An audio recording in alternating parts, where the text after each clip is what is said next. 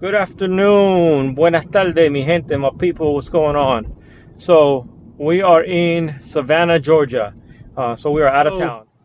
The last video you guys saw my little shade tree backyard mechanic fix to my CV boot. And I only did that so I could drive the car around for a day or two because it doesn't have, I didn't have the time, nor did the shops have appointment to get it fixed the right way before I had to come on this work trip. And this is my once a year longer work trip. I go on the road and travel for work routinely, but once a year it's usually like 3 weeks to a month, sometimes longer, sometimes less. And this is that time of year, so I had to be gone for a while. But it worked out conveniently for me because the shop that I use in Portland can't get to my car anyways until March 4th.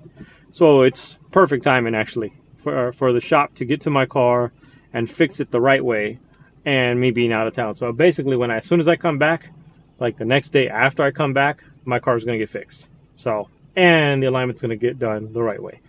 So looking forward to that.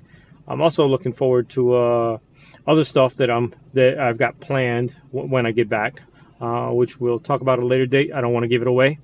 So for now, you're going to see is me doing what I did when I started my channel, skateboarding with my electric skateboard. I have a backfire electric skateboard, and I travel with it when I can, and I brought it with me there. One question that people have asked me all the time.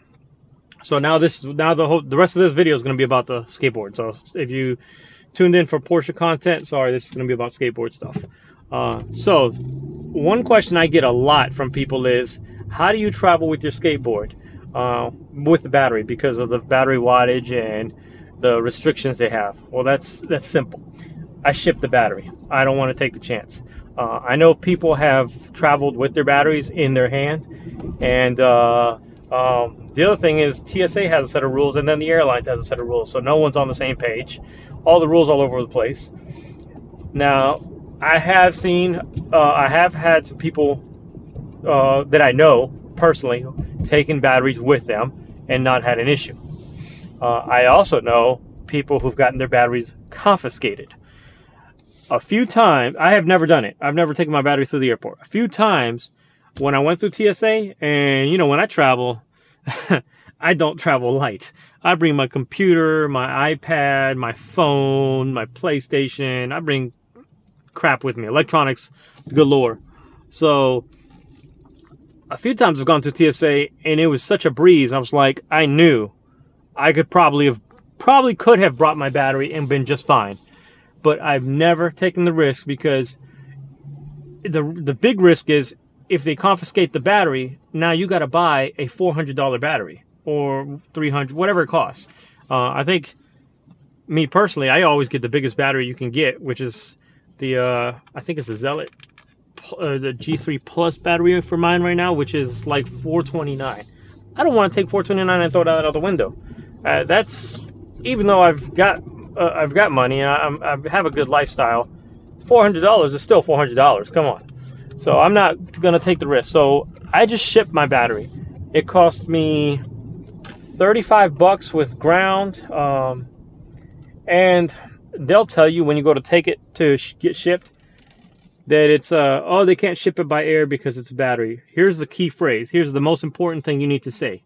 It is a non-spillable battery. We all know it's lithium. But if you tell them it's a lithium-ion battery, you got to think the person behind the desk is not a battery expert. They're not an electronics expert. They're a shipping person that works for UPS, FedEx, Post Office, whoever. Half the time they care. Half the time they don't care at all what you're shipping. So if you give them technical information, they're just gonna look at you. They're either gonna say, okay, yeah, no problem, or they're gonna say, oh, I can't ship that. Which is not true. They can ship it because it's a non-spillable battery. And what's the difference? What am I referring? Why do I say it's non-spillable? Because a spillable battery would be like a car battery that's got lead acid in it, and it's got fluids. This has no fluids. There's nothing to spill out. So that's why it's called non-spillable. And non-spillable is a shipping term, and they should all know the shipping term non-spillable battery, which means it can go by air. it doesn't have to go by ground. So they'll tell you, oh yeah, we can't ship that air, we're going to ship it on ground. Just say, yeah, no problem, and pay for the fastest shipping, and watch the tracking. And I guarantee you they will ship it by air. My battery, they told me, oh, it'll be at your hotel. I get it shipped to the hotel where I'm going to stay. So they said, oh, it'll be at your hotel by Saturday. Yeah, it was at the hotel on Thursday. Why? Because they shipped it by air. So that's how I ship my battery. My board, I have a board bag, and when I go to the airport, I check in and I check it. You can carry it. It is not a problem to carry it. I mean, it's smaller than a guitar case, and I've seen people take guitar cases as carry-on. But I check it because it's just more convenient for me. I try to take 99% of the time I'm taking single leg nonstop flights.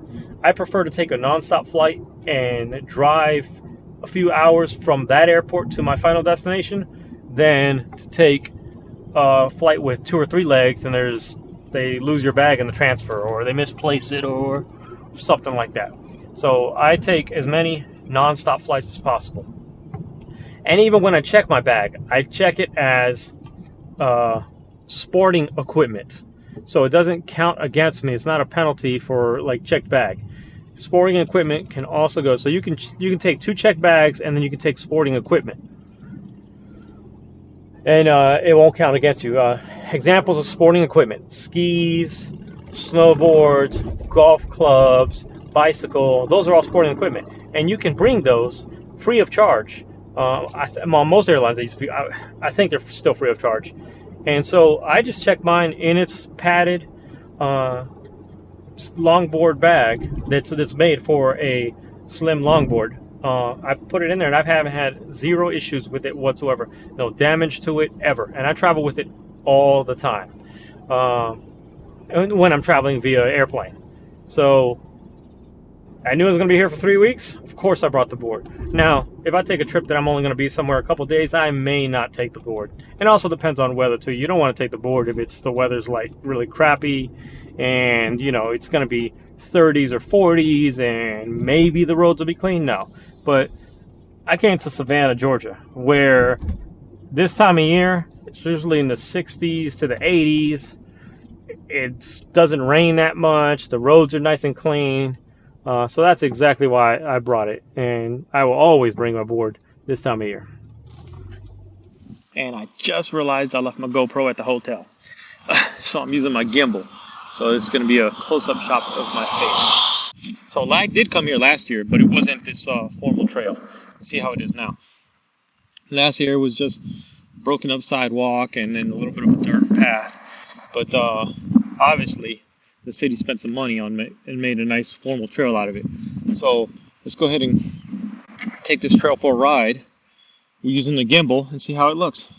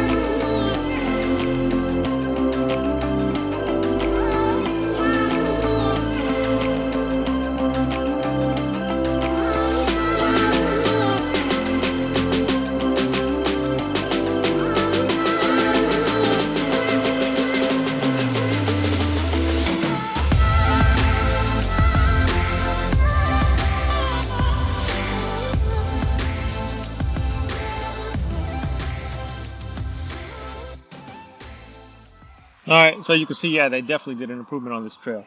There are some sticks and a couple things I ran over, and thank goodness I had the cloud wheel, so I was able to just roll right over them. But I'm going to actually put the gimbal away because as I'm riding, the camera likes to move around.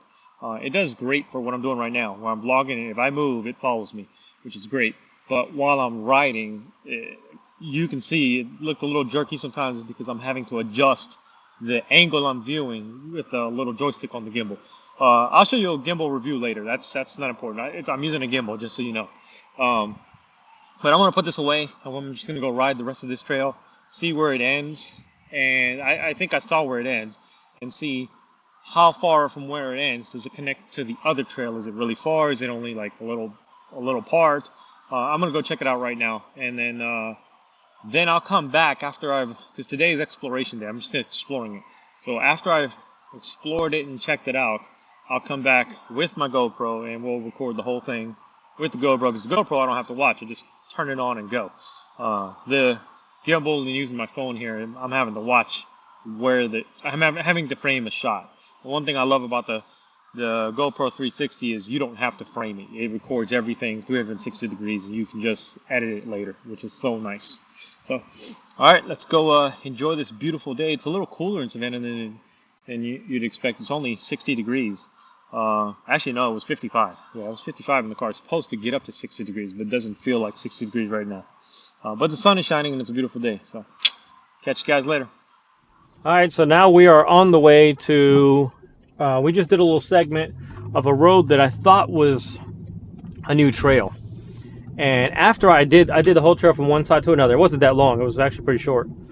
Relatively speaking. Short compared to other trails I've done. So now that I did that trail, I realized it's not a new trail. It's the same trail I did last year, but what they did is they completely renovated it. It's got nice barriers on it. They smoothed the curve, so there's no really sharp 90-degree turns on it. They're nice flowing turns, so you can skate right through the turns. There's the cement was glass smooth, so it was really nice. The downside, as nice as the trail was, I really couldn't speed on the trail.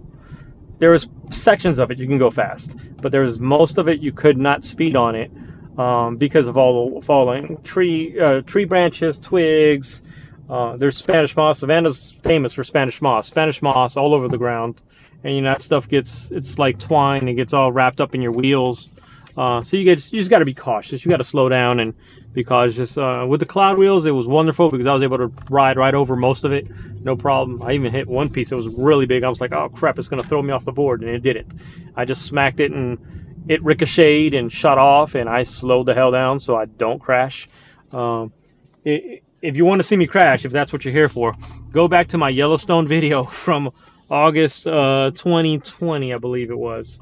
And you'll see, go zoom, if you don't want to watch the whole thing, fast forward to 18 minutes and 30 seconds or something like that. You'll see me Superman. Let's put it that way. You'll see me Superman. You'll see a gnarly crash. I got 10 stitches. End of the day, I was bloody. I was a mess, and I got 10 stitches. Miraculously, I didn't break anything. Pure miracle. I did not break a thing. I don't know how that happened.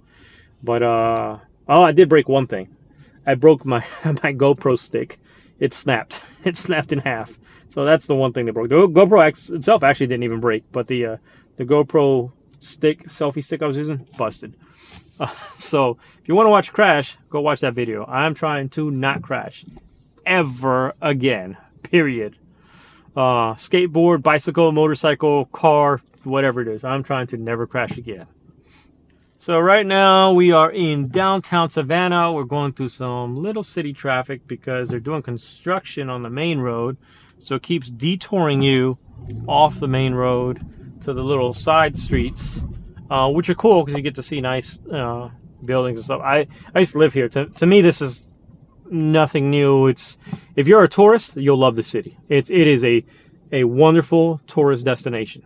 I used to live here, so I like it. I feel comfortable here, but I don't really go sightseeing or anything when I'm here. I just I go eat at the restaurants that I already know to go to eat. I go skateboard where I know to go skateboard. I meet with friends and well, I don't have any family here. I meet with any friends that still live in the area, and I just hang out. I try to make. So what we're trying to get to, I'm trying to drive through this little bit of traffic here. Actually, turn left here.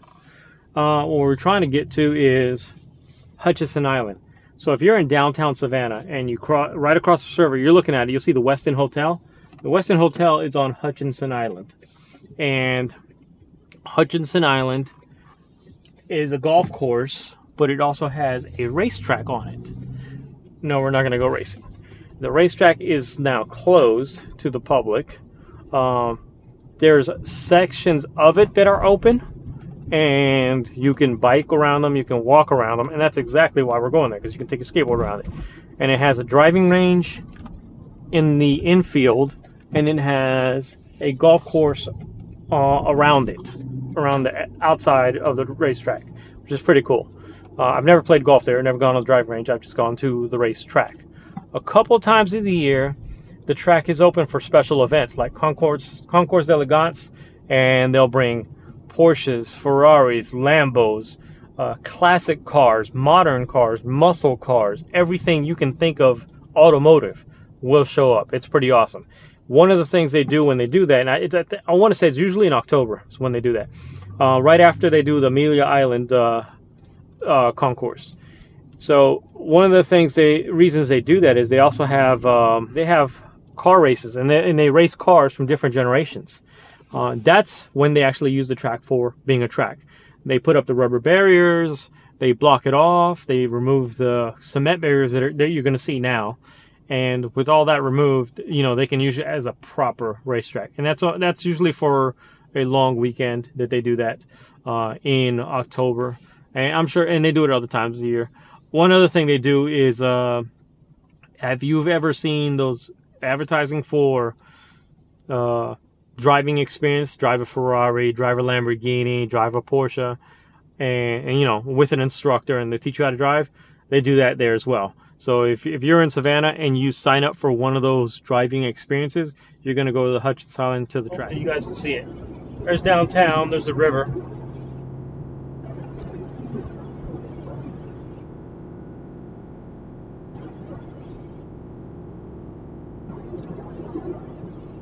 All right, so right here, see those couple of houses?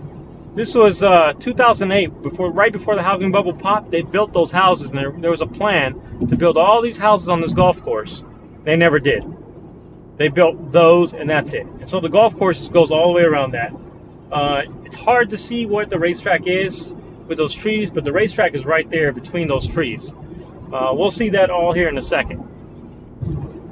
And in case you're wondering, that other side of that bridge right there is South Carolina. This is the edge of Georgia. This river, the river right here, separates Georgia and South Carolina. So one of my first memories on this particular road right here, when I came here one time, when I first got here, and of course I had a CBR 600RR, a really amazing handling, super fast 600cc sport bike. And I first moved here, and the people here told me, the locals told me, yeah, you need to go to the racetrack. This is years and years and years ago, 2007, 2008.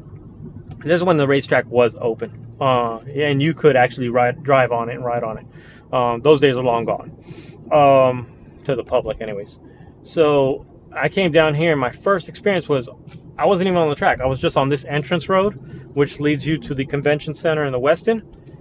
And this giant alligator, or crocodile, I don't know if it's alligator or crocodile down here, but alligator, I guess. He was crossing the street and was like, excuse me, I'm crossing the street, and if you get any closer, I'm going to take you out. I was like, yo, go ahead, son, cross the street, take your time. I'm not sure what's going on. There was a sign back there say event parking, convention center parking $5. I'm not going to a convention center parking. Looks like some guys out here, so we may not be able to go out here. Let me turn the camera off and see what's up.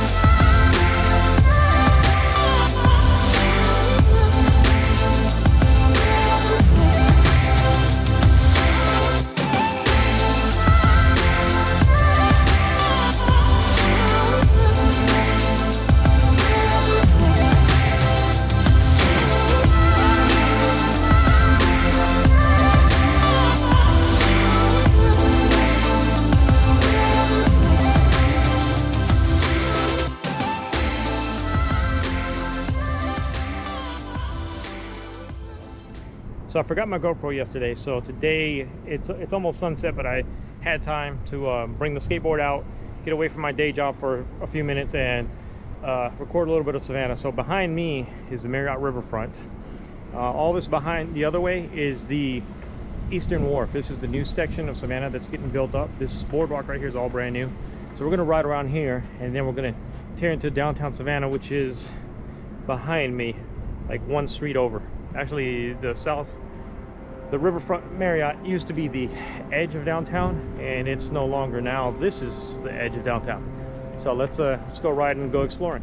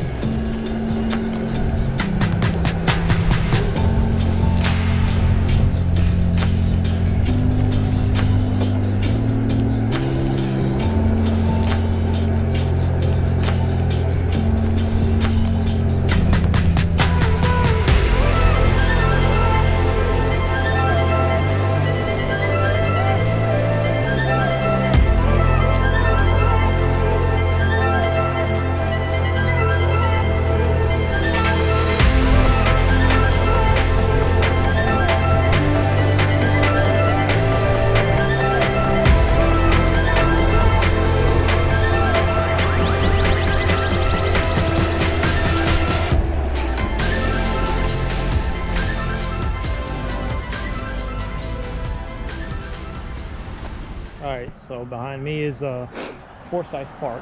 This is Savannah's version of like Central Park in New York. So we're gonna go around. Normally I wouldn't go around the main roads. I go around the sidewalk, but traffic is light and going slow, so we're just gonna stay on the main roads and just go around the whole park on the roads.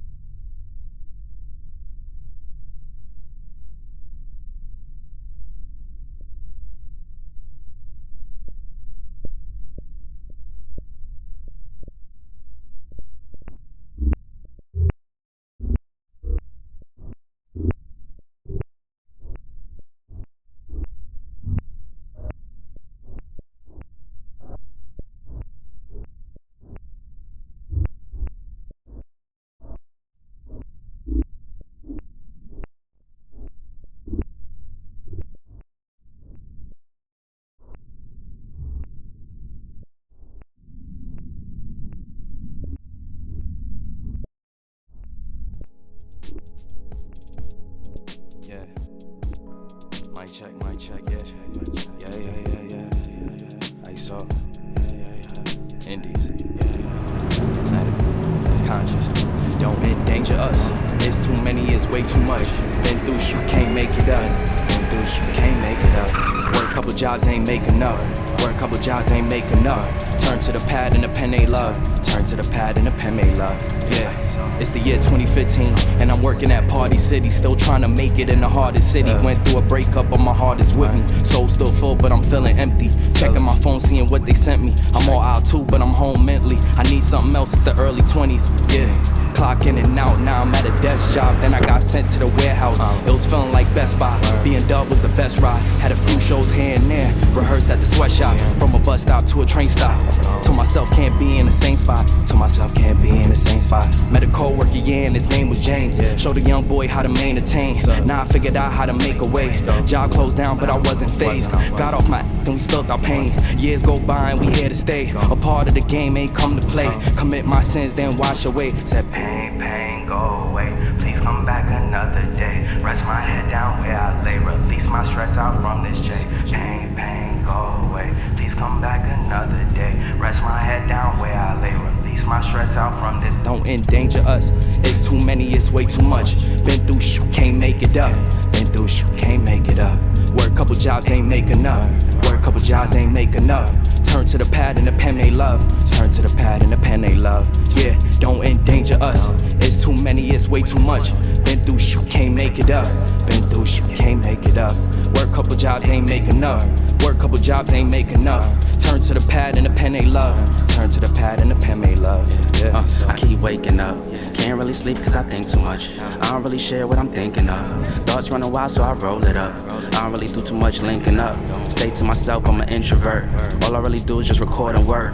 No breaks in, feeling overworked, but I'm more alert. It's the year 2016. Me and bro, yeah, we plotting on big dreams. Got married to my high school sweetheart. Fast forward, dad looking for his green card. Immigration trying to send him to the big yard. Cried tears, yeah, that shit really hit hard. Now we about to go hard, trying to live large. Can't stop till we all see the big dog. Remember days I was working on Fifth Ave. Thinking back like, damn, I need a big bag. Looking past all the stores, looking big mad. Now I'm thankful for the blessings that I do have. Walk through, now they looking like who them. We the wave, now they tying down a do-rag. Pop tag, don't brag, we don't do that. Stay down, stay real, yeah, true that. If you knew what we've been through, how far we came and how we grew. Been through this, ain't nothing new. Just us two, ain't got no crew. If you knew what we've been through, how far we came and how we grew. Been through this, ain't nothing new. Just us two, ain't got no crew. Don't endanger us, it's too many, it's way too much. Been through shit, can't make it up. Been through shit, can't make it up. Work couple jobs, ain't make enough. Work couple jobs, ain't make enough. Turn to the pad and the pen they love. Turn to the pad and the pen they love. Yeah.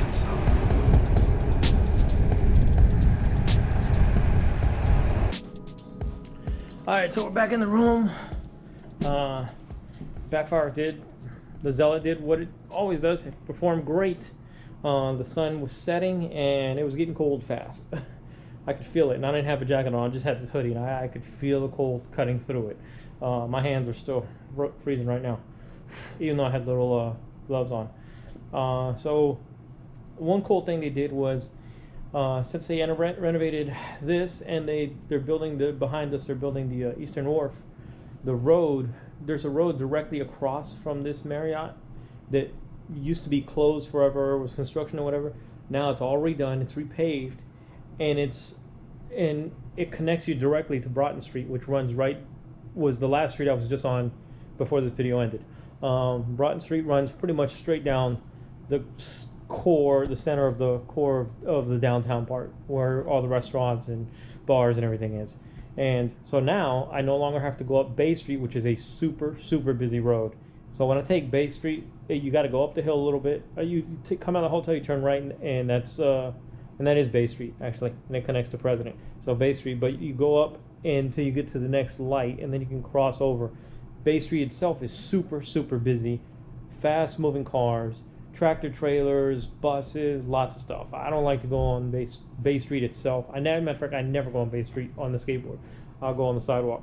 So what I like to do is go on Broughton or Liberty. Liberty was the one with the bicycle lanes, or I think it was the other one, Ogeechee.